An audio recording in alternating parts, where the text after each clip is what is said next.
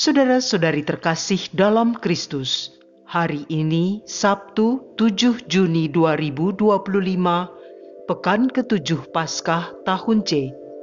Bacaan dibawakan oleh Marieta Evelyn, Mazmur dilantunkan oleh Maria Paula, dan renungan ditulis oleh Julius Andrianto. Selamat menekuni Sabda Allah. Mari berziarah dalam pengharapan untuk dunia yang lebih baik.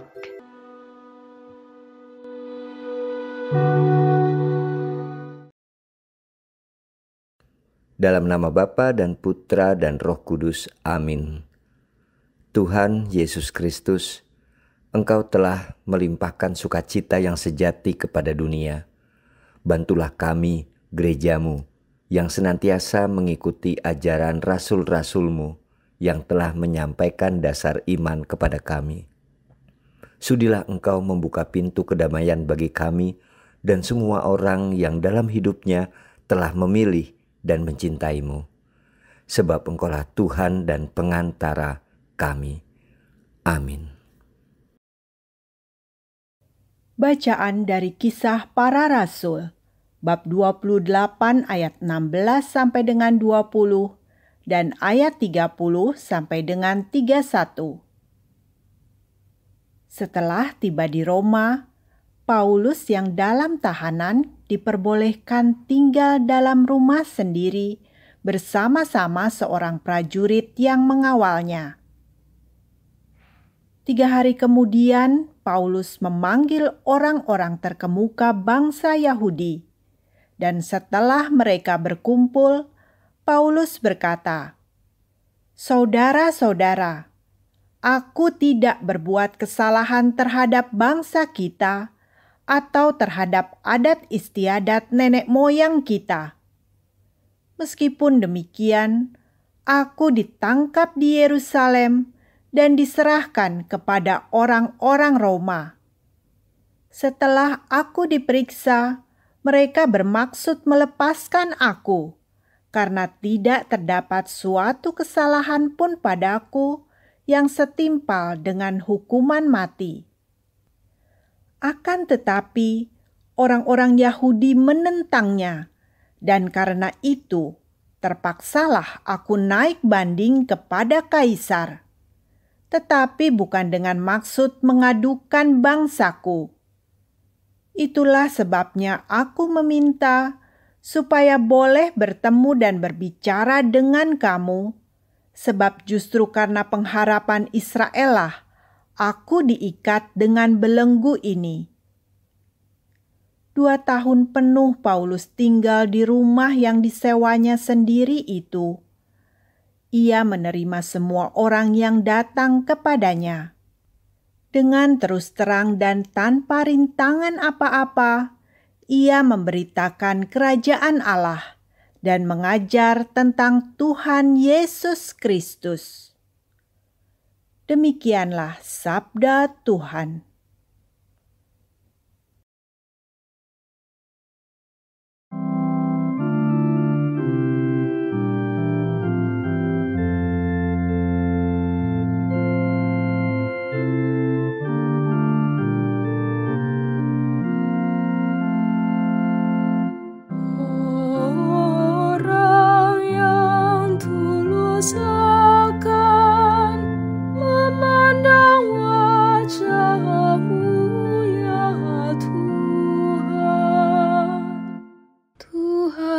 Ada di dalam bait-Nya yang kudus.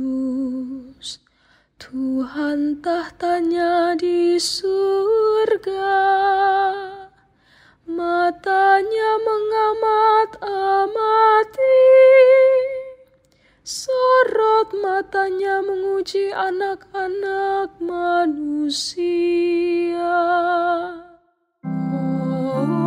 Orang yang tulus akan memandang wajah-Mu ya Tuhan.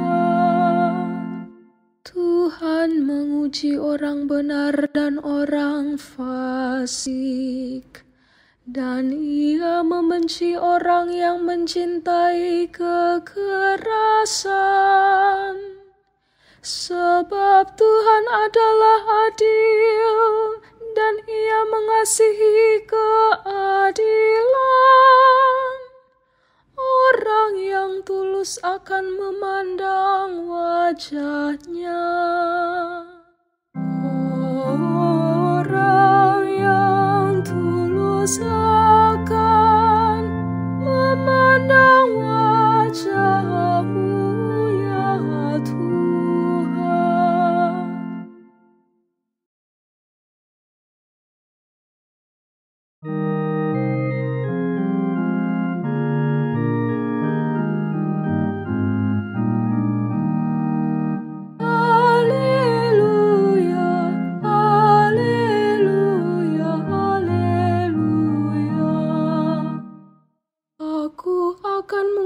Roh kebenaran kepadamu, sabda Tuhan. Ia akan memimpin kamu ke dalam seluruh kebenaran. Haleluya, haleluya, haleluya.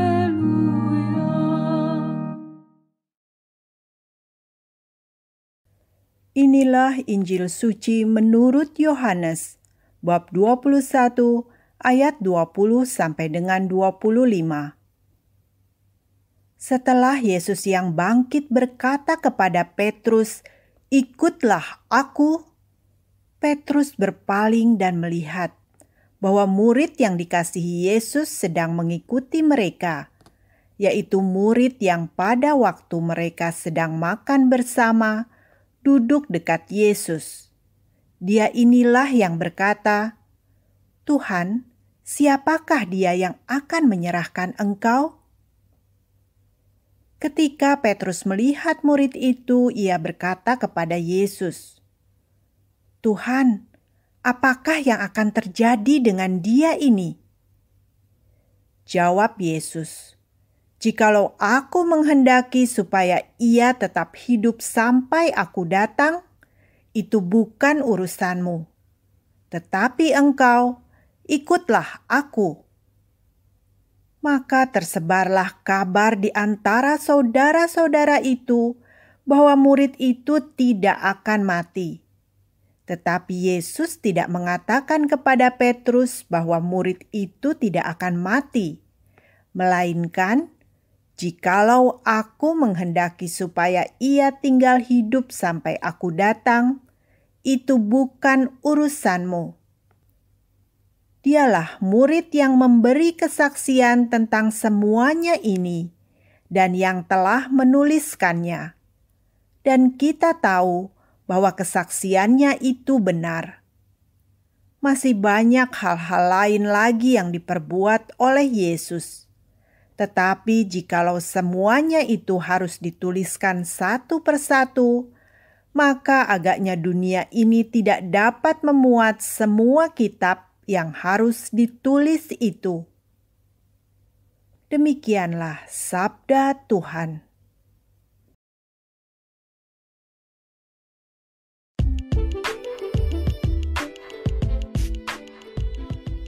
Kita yang unik dan spesial. Renungan dibawakan oleh Julius Andrianto.